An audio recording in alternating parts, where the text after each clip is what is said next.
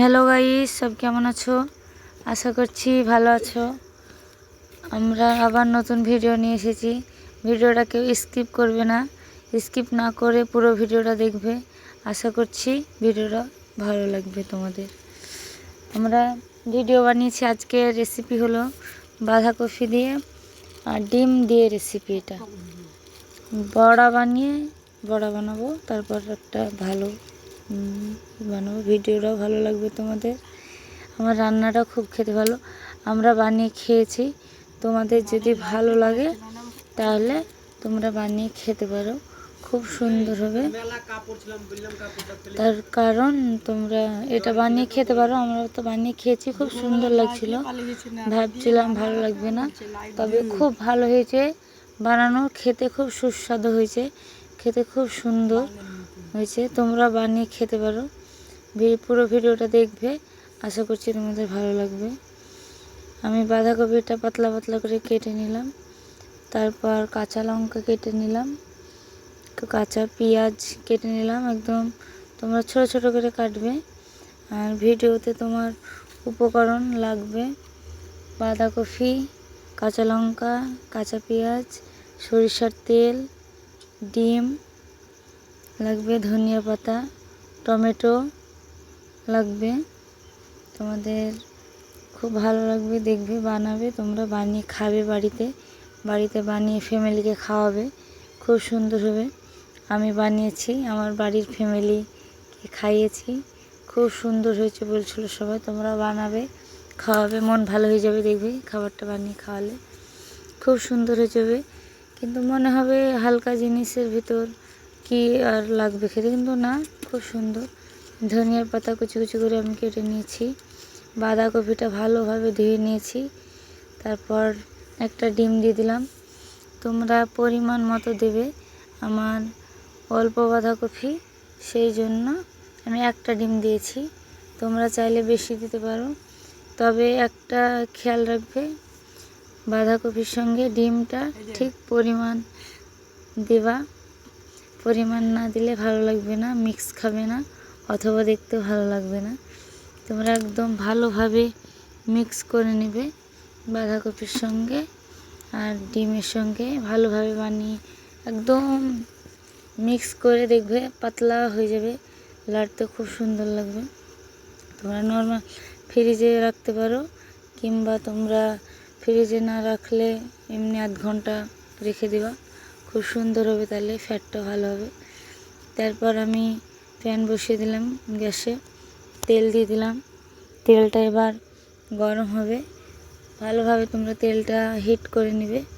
তারপর চামচের সাহায্যে আমি বাঁধাকপিটা দিয়ে দিলাম, দিয়ে দেওয়ার পর একটু মধ্যেখানে একটু হালকা করে করে রাখবে, নাহলে ভালো হবে না।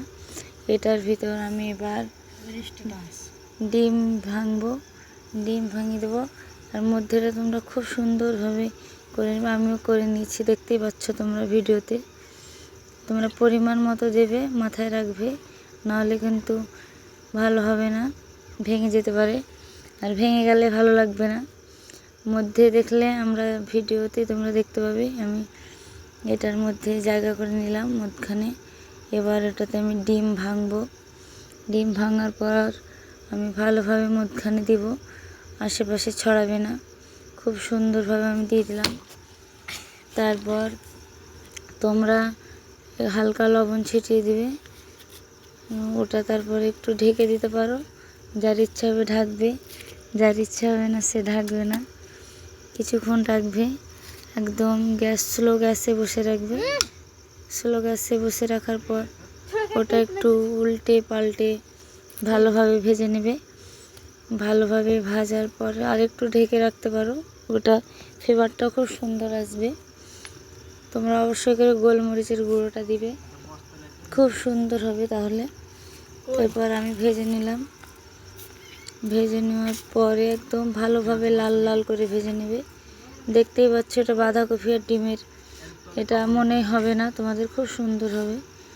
তারপর আমি তুলে নেব, তুলে নেওয়ার পরে আবার আরেকটা বসিয়ে দেব, আরেকটা ভালোভাবে বানিয়ে নেব।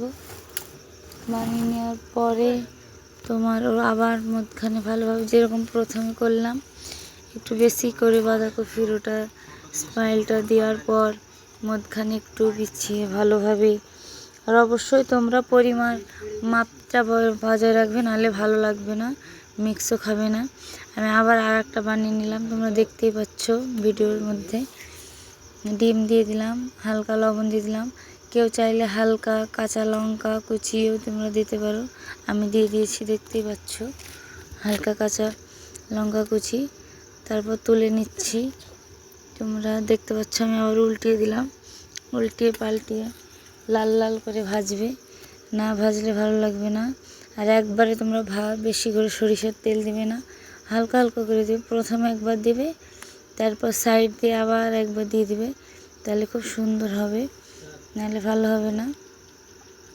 আমি ভেজে তুলে নিলাম। তারপর তোমরা কুচি কুচি করে পেঁয়াজ কেটে রেখেছিলাম আমি দিয়ে দিলাম, পেঁয়াজটাকে ভালোভাবে ভেজে নেব, লাল লাল করে ভেজে নেব। ভাজার পরে তোমার ভালোভাবে আমি পেঁয়াজটা ভেজে নিলাম, দেখতেই পাচ্ছ তোমরা। তারপর হালকা করে আবার আরেকটু তেল দিবে, তেল না দিলে ঠিক হবে না, আমি বুঝতে পারিনি একটু কম হয়েছিল সেই জন্য আবার আমি বেশি দিয়ে দিলাম। তোমরা একবারেও দিতে পারো পেঁয়াজটি করার সময়, তার কারণ এটাতে বেশি তেল দিলে ভালো লাগবে না, সেই জন্য আমি পরিমাণ মাপ মতো দিলাম।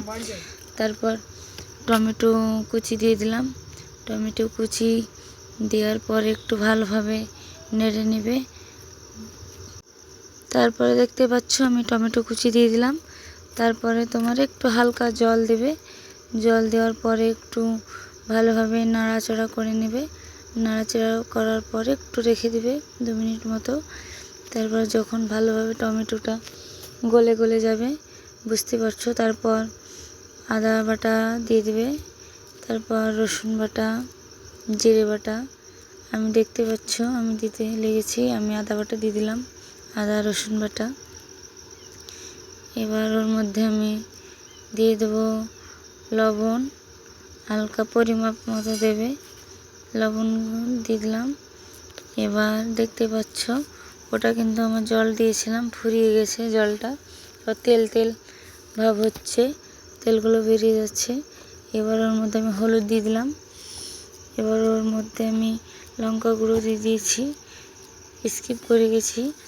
লঙ্কা গুঁড়ো দেওয়ার পরে আমি ভালোভাবে নাড়াচাড়া করে মশলাটা কষিয়ে নিলাম। একটু ভালোভাবে মশলাটা কষিয়ে নেওয়ার পর যখন তেল তেল বেরোবে তখনকার তোমরা জল দেবে, তাহলে খুব সুন্দর হবে। আমি দেখো ভালোভাবে মশলাটা কষিয়ে নেওয়ার পর জল দিয়ে দিয়েছি, জল দেওয়ার পরে ভালোভাবে একটু নাড়াচাড়া করে নেবে, তারপর ঢাকা দিয়ে দিবে। তারপর 5 মিনিট পর তুলে দেখবে ভালোভাবে ওটা যখন ফুটে যাবে একটু আবার নাড়াচাড়া করে নেবে। নাড়াচাড়ার পর ও যে যখন ভালোভাবে একটা স্মাইল আসবে তখন তোমরা ওই ডিমের বড়াটা, বাঁধাকপির সাথে ডিমের বড়াটা তখন দিয়ে দেবে, আস্তে আস্তে দিয়ে দেবে যাতে ভেঙে না যায়, ভালোভাবে দেবে। তারপরে ওটা একটু হালকা করে নাড়াচাড়া করে নেবে, দেওয়ার পরে খুব সুন্দর হবে। হালকা করে তোমরা ঢেকে রাখতে পারো কিংবা না রাখতেও পারো, আমি তো ঢেকে রেখেছিলাম। 2 মিনিট পর তুলে দেখলাম খুব সুন্দরভাবে স্মাইল হচ্ছে। তারপরে আমি ভালোভাবে আমার হয়েছে ব্যাপারটা তোমরা দেখতে পাচ্ছ। আমার ডিমের বড়াটা যখন হয়ে যাবে একটু ধনিয়া পাতা দিয়ে দেবে উপর দিয়ে, খুব সুন্দর লাগবে, দেখতেও সুন্দর লাগবে, খেতেও খুব সুন্দর লাগবে। তোমরা বানিয়ে খেতে পারো, খুব ভালো লাগবে, দেখবে তোমরা। দেখতে পাচ্ছ আমার বানানো হয়ে গেছে, রেসিপিটা কমপ্লিট। এবার আমি ধনিয়ার পাতাটা দিয়ে দিয়েছি, একটু নাড়াচাড়া করে ঢেকে নেব। তারপর আমি এবার ঢেলে নেব, আমার খুব সুন্দরভাবে হয়ে গেছে বানানো। তারপর আমি টেস্ট করব, টেস্ট করে দেখব কেমন হয়েছে জিনিসটা। তোমরা দেখতে পাচ্ছ খুব সুন্দর হয়েছে বানানো, কালারটাও খুব সুন্দর এসেছে। আমি ঢেলে নিলাম।